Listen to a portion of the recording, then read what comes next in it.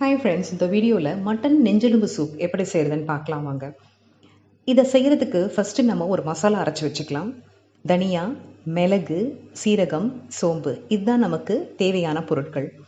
தனியாவையும் மிளகையும் ஒன்றா சேர்த்து நல்லா வறுத்து வச்சுக்கோங்க. சோம்பையும் சீரகத்தையும் ஒன்றா சேர்த்து வறுத்து நல்லா ஆற விட்டுருங்க. ஆறினதுக்கப்புறம் மிக்ஸி ஜாரில் போட்டு நல்லா பொடி பண்ணி வச்சுக்கோங்க.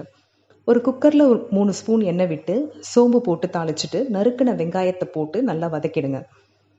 இஞ்சி பூண்டு பேஸ்ட், நறுக்கின தக்காளி, நெஞ்செலும்பை ஒரு 4 வாட்டி தண்ணியில் போட்டு வாஷ் பண்ணிவிட்டு மஞ்சத்தூள் போட்டும் ஒரு வாட்டி வாஷ் பண்ணிவிட்டு அதையும் குக்கரில் சேர்த்துருங்க. மஞ்சத்தூள் போட்டுட்டு எலும்பு வேகிறதுக்கு தேவையான அளவு தண்ணி விட்டு குக்கர் மூடி போட்டு ஒரு 4 விசில் விட்டுருங்க. கறி வெந்ததும் தேவையான அளவு உப்பு போட்டு நம்ம அரைச்சி வச்சுருந்த பொடியிலேருந்து ஒரு 4 ஸ்பூன் போட்டு நல்லா கலந்து விட்டு லோ ஃப்ளேமில் வச்சு நல்லா கொதிக்க விடுங்க. ரொம்ப நேரம் கொதிச்சுன்னா மிளகும் சீரகம் கசப்பு தன்மை கொடுத்துரும். இதில் நம்ம மிளகாத்தூள் சேர்க்கலை, அதனால் குழந்தை பெற்றவங்க தாராளமாக இதை சாப்பிடலாம்.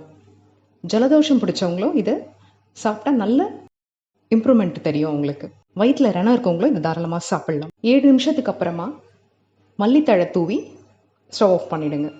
இந்த ரெசிபி நீங்கள் வீட்டில் ட்ரை பண்ணிவிட்டு எப்படி வந்ததுன்னு சொல்லி எனக்கு கமெண்ட் பண்ணுங்கள். தேங்க்யூ.